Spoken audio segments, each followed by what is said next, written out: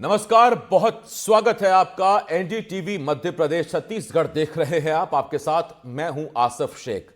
लगातार सामने आ रहे ऑनलाइन फ्रॉड के मामलों से परेशान होकर इंदौर रिटेल गारमेंट व्यापारी एसोसिएशन ने यूपीआई पेमेंट पर पूरी तरह से प्रतिबंध लगाने का फैसला किया है।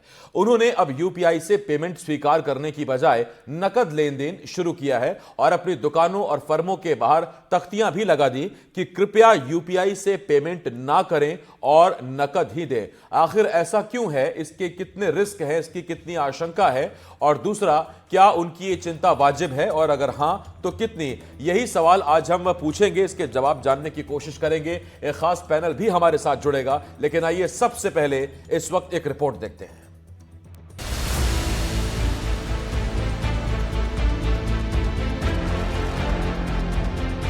मध्य प्रदेश के इंदौर में व्यापारियों ने बड़ा फैसला लिया है। इंदौर के रिटेल गारमेंट व्यापारी एसोसिएशन ने ऑनलाइन फ्रॉड के खिलाफ मुहिम शुरू की है। सभी ने व्यापार में यूपीआई पेमेंट को प्रतिबंधित कर दिया है। इंदौर के रिटेल गारमेंट व्यापारियों ने यूपीआई पेमेंट से व्यापार नहीं करने का फैसला लिया है। इसको लेकर उन्होंने आधिकारिक तौर पे एक बयान भी जारी किया है। हम व्यापारियों हम भारत सरकार की ऑनलाइन पेमेंट की व्यवस्था के भागीदार हैं। हमको एक बड़े धोखे से गुजरना पड़ गया है।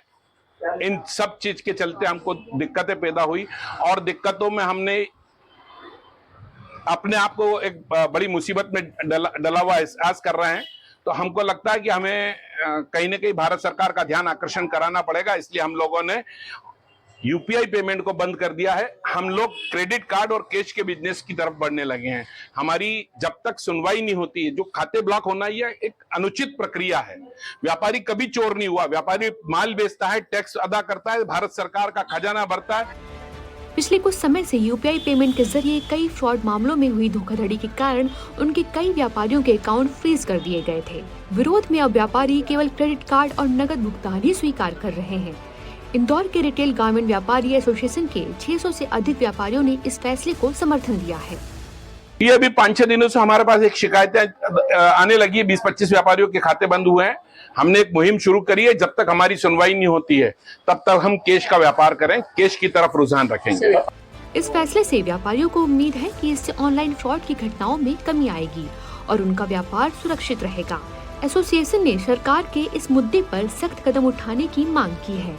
ऑनलाइन भुगतान के सिस्टम में सुधार करने और सुरक्षित लेन देन का माहौल देने के लिए सरकार को कदम उठाने चाहिए।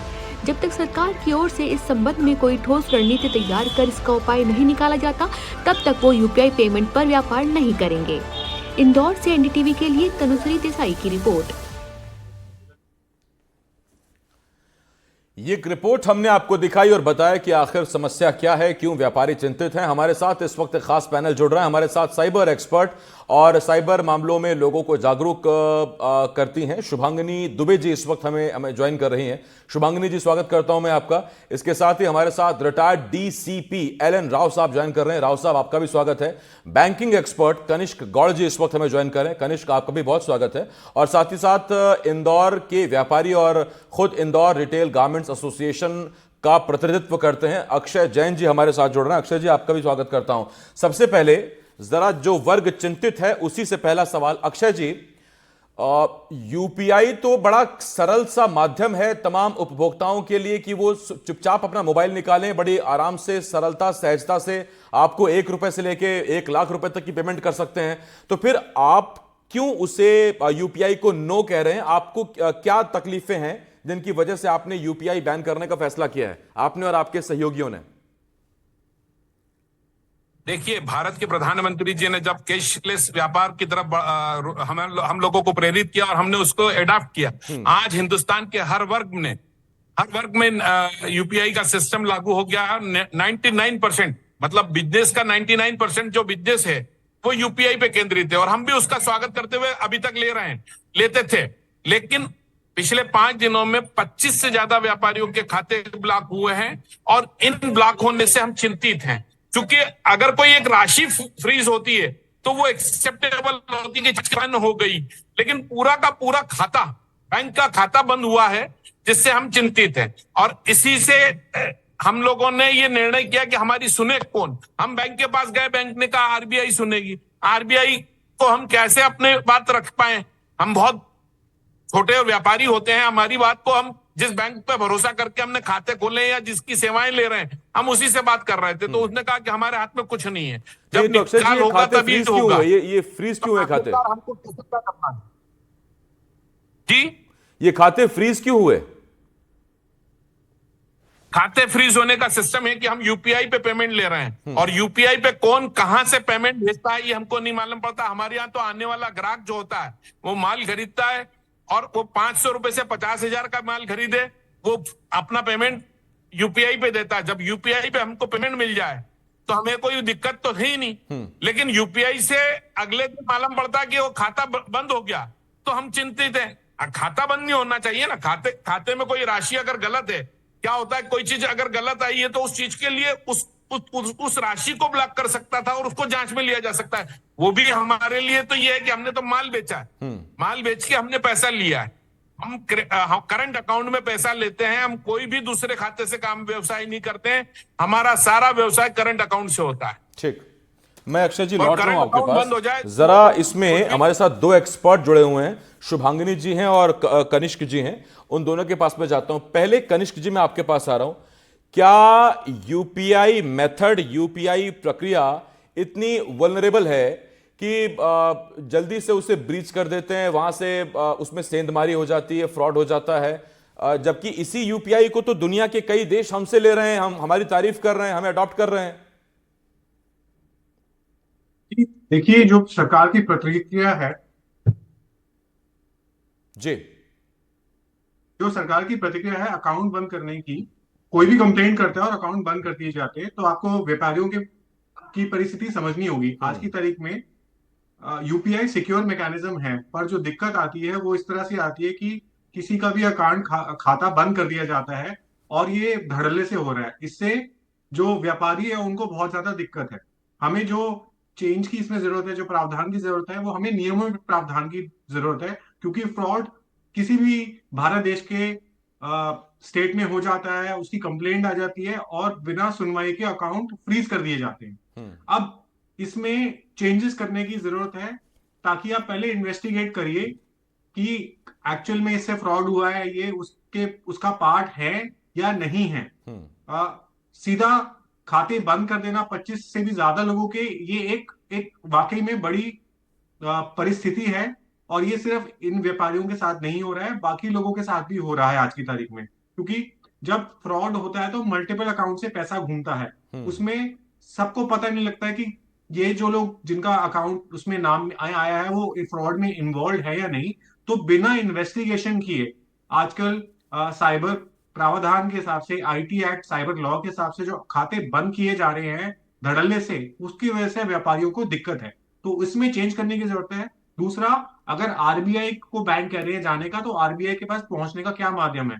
आरबीआई का एक ओम्बुड्समैन करके पोर्टल है, उसमें इनको कंप्लेंट डालनी होगी। अब ज्यादातर जो हमारा वर्ग है वो इतना शिक्षित नहीं है कि आरबीआई के ओम्बुड्समैन के बारे में उनको पता हो, और शिक्षित नहीं, उसके जागरूक कहिए सर। बिल्कुल उसके बारे में जागरूक हो। जी, तो ये इन सब चीजों की जानकारी बढ़ाने की जरूरत है कि अगर एक जो व्यक्ति है जो यूपीआई का इस्तेमाल कर रहा है, अगर उसके साथ दिक्कत हो रही है, तो वो किसको अप्रोच कर सकता ठीक है, बात। कैसे बचा सकता है। तो इन सब चीजों की जानकारी नहीं है, और कौन सी हेल्पलाइन है, कौन से नंबर पे ये फोन कर सकते हैं, इसके बारे में जानकारी करने के लिए। बाकी साइबर के जो एक्सपर्ट्स हैं उनकी भी देश में कमी है, यूपीआई से जुड़े हुए मामलों को लेकर मैं कह रहा हूं। क्योंकि मैं कनिष्क जी इसमें जरा लौटता हूं आपके पास, क्योंकि पुलिस की उस वक्त साइकी क्या रहती है, पुलिस का उस वक्त क्या सोचना होता है। मैं एलन राव साहब के पास जा रहा हूं, पूर्व डीसीपी हैं। राव साहब, आपसे मेरा एक सवाल है कि जब भी इस तरह का कोई फ्रॉड पुलिस के सामने आता है, साइबर पुलिस के सामने आता है, तो क्या सबसे पहला तरीका पुलिस सेफ साइड में यही अपनाती है कि जहां आशंका है कि ट्रांजैक्शन फर्जी हुआ है, फ्रॉड हुआ है, उस खाते को फ्रीज करो, उसके बाद देखी जाएगी? देखिए आसिफ जी, पुलिस की जब इन्वेस्टिगेशन शुरू होती, कोई भी ऐसा क्राइम रिपोर्ट होता है जो साइबर से रिलेटेड होता है, जी, वो जनरली लोकल पुलिस के अलावा एक साइबर सेल बने होते हैं, साइबर पुलिस स्टेशन बने होते हैं। जैसे दिल्ली में 15 डिस्ट्रिक्ट में 15 साइबर डिस्ट्रिक्ट में 15 पुलिस स्टेशन हैं, वो उसकी इन्वेस्टिगेशन करते हैं। और इसके अलावा जो साइबर की इन्वेस्टिगेशन दूसरे डिपार्टमेंट भी करते हैं, ईडी है, सीबीआई है, वो भी करते हैं। जिनके पास ऐसी कंप्लेंट आती है और वो किसी ऐसे सस्पेक्टेड खाते के बारे में उनको जानकारी होती है तो उसको उस पूरे के पूरे खाते को ही सीज उसको बैंक मैनेजर को लिखते हैं कि आप इस खाते को सीज कर दीजिए, यानी कि उसको बंद कर दीजिए, कोई उसमें ट्रांजैक्शन हो या नहीं होना नहीं चाहिए, ना आए ना जाए, ये दोनों चीजें उसमें कर देते हैं। लेकिन ये व्यवस्था है, ये जैसे अभी कनेक्ट जी कह रहे थे, बिल्कुल अभी कुछ ना कुछ रूल्स को चेंज करना जरूरी है। और एक व्यापारी भाई भी कह रहे थे कि जो ट्रांजैक्शन है उसी के बारे में खाली लिखें, पूरे खाते को बंद करने की जरूरत है। यही एक ग्रीवेंसेज है। ये इंदौर के व्यापारियों को बड़ा अच्छे से उन्होंने ये तरीका निकाला है कि पहले प्रोटेस्ट करें और सरकार को जगाएं कि भाई ऐसा नहीं है कि पूरे के पूरे खाते बंद कर दोगे तो इसका मतलब व्यापार कैसे करेंगे, कैसे लेन देन होगा। ऐसे बहुत से लोगों के नोटिस में मेरे आए हैं। मैं जब से पुलिस में था उसके बाद अभी मैं वकालत में हूं, तो बहुत से लोगों ने अभी मेरे पास शिकायत की है कि पूरे पूरे खाता ही सीज कर देते हैं। उसके बाद क्या होता है कि इन्वेस्टिगेशन कई महीनों तक चलती रहती है, कई महीनों तक खाता खुलता ही नहीं है उनका, फिर वो बड़ा परेशानी हो जाती है। तो मैं ये कह रहा हूँ इसमें सरकार को सोचना चाहिए कि अगर किसी ट्रांजैक्शन के बारे में उनको डाउट है या कोई ट्रांजैक्शन गलत तरीके से आई है तो उसको ही खाली उसको इन्वेस्टिगेट करें, ना कि पूरे पूरे अकाउंट को सीज करें। करने की जरूरत भी है क्योंकि इन्वेस्टिगेशन ऑफिसर वो क्या करेगा, उसके पास तो यही एक चारा है कि कोई भी ट्रांजैक्शन अगर किसी अकाउंट में गई है तो उसको उससे पहले तो पूछताछ कर लें, वो अकाउंट वास्तव में कोई सस्पेक्टेड लगता है या नहीं लगता है वो देखना चाहिए। लेकिन अभी जो साइबर क्राइम का मैक्सिमम केसेस जब आ रहे हैं पुलिस के सामने, वो ये है कि ऐसे खाते बड़े जाली खाते होते हैं, यानी कि खरीदे हुए खाते होते हैं, ऐसे व्यापारियों खाते नहीं होते हैं जिनमें ट्रांजैक्शन जाता है या आता है। वो जो साइबर क्राइम से लूटा हुआ पैसा है वो ऐसे खातों में जाता है जो कि किसी लोगों के खाते हैं और वो उनको हैंडल कोई और कर रहा है।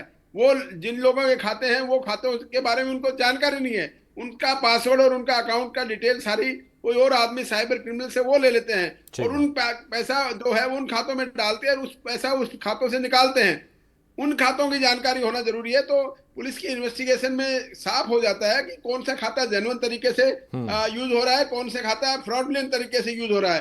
तो ये पुलिस ऑफिसर्स को भी जानकारी होना बहुत जरूरी है।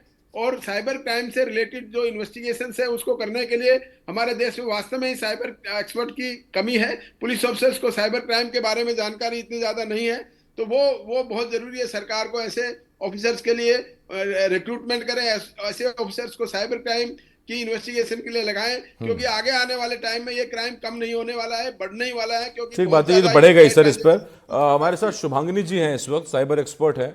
शुभांगिनी जी, अब मैं आपके पास आ रहा हूं और मेरा आपसे एक सवाल ये है कि क्या वाकई यूपीआई इन चीजों के लिए जिम्मेदार है? क्योंकि एक नजर में तो ये साफ साफ दिखता है कि अगर लेन देन कैश में हो या कार्ड के जरिए से हो, डेबिट और क्रेडिट, तो उसमें शायद इस तरह के फ्रॉड की उतनी संभावनाएं, ये आशंकाएं, माफ कीजिए, आशंकाएं नहीं होती। सबसे पहले तो मैं ये कहना चाहूँगी कि ना ही ये प्रॉब्लम एक तरह से बैंकिंग की है और ना ही ये प्रॉब्लम व्यापारी संघ की है। व्यापारी संघ एक तरह से वो विक्टिम बन रहे हैं कि उनके अकाउंट फ्रीज हो जाते हैं। मैं उनकी प्रॉब्लम भी समझ सकती हूँ, लेकिन बैंक पूरी कोशिश कर रहा है कि जितने भी फ्रॉडलेंट मामले हैं उसको कम से कम करे जा सके। एक तरह से अकाउंट फ्रीज हो ही इसीलिए रहा है क्योंकि कहीं ना कहीं बैंक को लगता है कि फ्रॉड वाली कंडीशन बन रही है, तो हम अकाउंट फ्रीज कर देते हैं तो फर्दर प्रॉब्लम ना आए। लेकिन अब प्रॉब्लम कहाँ है कि जैसे तैसे कैश के बाद में अब यूपीआई इकोनॉमी में आ गया है, तो लोग उसको धीरे धीरे एक्सेप्ट कर रहे हैं। एक्सेप्ट तो कर लिया, लेकिन अवेयरनेस नहीं है, इंटरनेट मैच्योरिटी।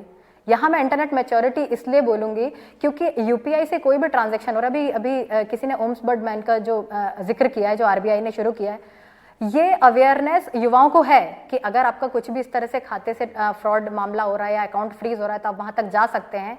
लेकिन यह बात दिक्कत इस बात की है कि रिटेलर के पास इतना समय है क्या कि अगर उनके खाते फ्रीज किए जा रहे हैं तो उन्हें पता भी चल रहा है कि उनका खाता फ्रीज हो चुका है। 10 दिन 15 दिन बाद अगर उन्हें पता चलेगा तो तब तक तो उनका कितना लॉस हो गया होगा। और आरबीआई की गलती नहीं कि वो फ्रॉड को कंट्रोल कर रहा है। नहीं तो क्या यूपीआई की पहली पेमेंट पे ही पता नहीं चल जाएगा शुभांगिनी जी की खाता फ्रीज है, मैं आपको पेमेंट करने की कोशिश करूंगा, पेमेंट तो डिक्लाइन हो जाएगी, आपका खाता फ्रीज है? दिक्कत यहाँ पे तो आ रही है कि कभी कभी खाता फ्रीज हो रहा है, पैसे सामने वाले के साइड से जा रहे हैं और किसी और खाते में जा रहे हैं। इंफ्रास्ट्रक्चर की भी कभी कभी प्रॉब्लम आ जाती है, फ्रॉड हो रहा है और कहीं और जा चुके हैं खाते। जो काम इंसान की समझ से परे हो जाता है कभी कभी, वहीं पर आर्टिफिशियल इंटेलिजेंस आता है। मैं एक साइबर एक्सपर्ट के साथ एक AI रेडीनेस इवेंजलिस्ट भी हूं, और मैं बताना चाहूंगी कि UPI से अगर किसी ने ट्रांजैक्शन किया, अगर रिटेलर को पता है कि उसका अकाउंट फ्रीज है तो पैसे डिडक्ट नहीं होंगे, लेकिन अगर उनके अकाउंट के अलावा किसी और अकाउंट में पैसे जा रहे हैं फ्रॉड के जरिए, इसका क्या करेंगे? और RBI बोलता है कि अगर आपको इस तरह की कोई भी गतिविधि अपने अकाउंट में दिख रही है, आपके पास कुछ ऐसे फ्रॉडुलेंट मैसेज आ रहे हैं, ट्रांजैक्शन का जिक्र हो रहा है कहीं पर भी, तो आप सबसे पहले संपर्क करें बैंक अकाउंट में। लेकिन रिटेलर तो ये नहीं कर सकता। अब यहां पर मैं इस सॉल्यूशन की बात करना चाहूंगी। UPI की दिक्कत नहीं है, हमारे इंडिया का UPI सिस्टम काफी स्ट्रांग है, लेकिन अवेयरनेस करने की जरूरत है कि आपको अपने अकाउंट को कैसे रेगुलर चेक करते रहना है।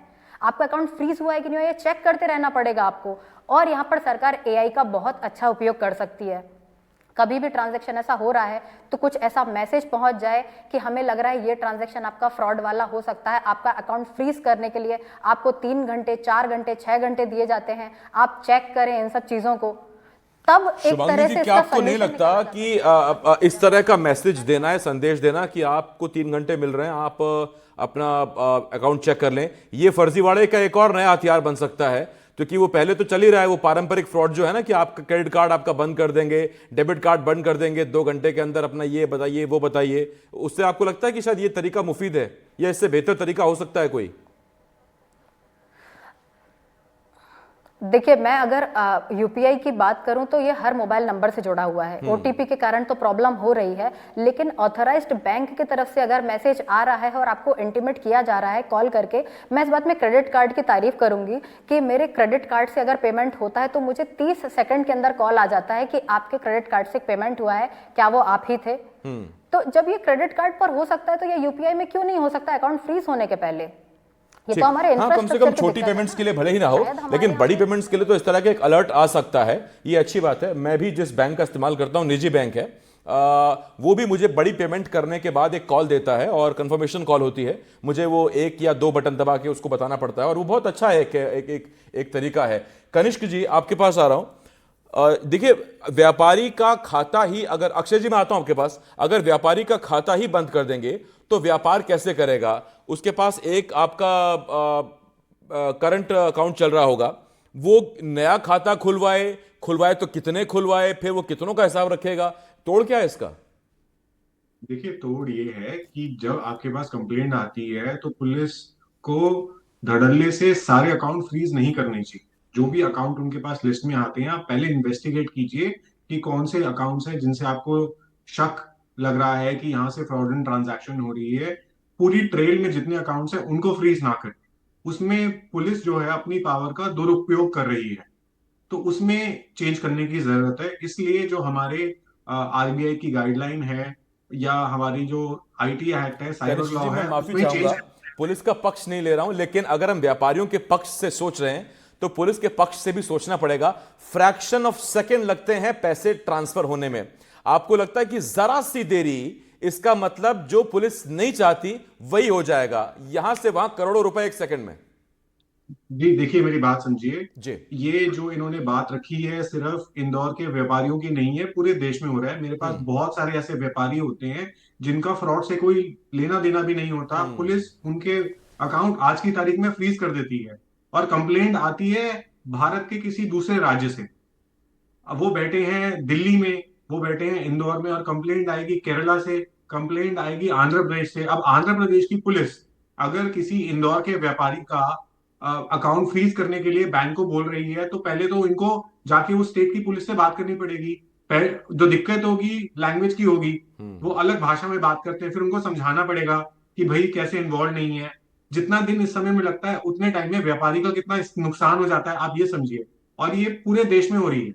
तो आपको फ्रॉड डिटेक्शन के अच्छे मैकेनिज्म लगाने की जरूरत है, जिसमें आप डिटेक्ट कर सकें कि ये जो फ्रॉड हो रहा है उसमें क्या आप फाइंड आउट कर सकते हैं कि ये एक्चुअल में अकाउंट है या नहीं। पहले ही अकाउंट बंद कर देना एक सही तकनीक नहीं है। ये मुझे लगता है कि पहले इन्वेस्टिगेट कीजिए, उसके बाद कीजिए। इसलिए लॉ में जो हमारा साइबर का लॉ है उसमें संशोधन लाने की जरूरत है। ठीक। तभी लोग UPI अक्षय जी, करेंगे, आप कुछ कह रहे थे, बोलिए सर।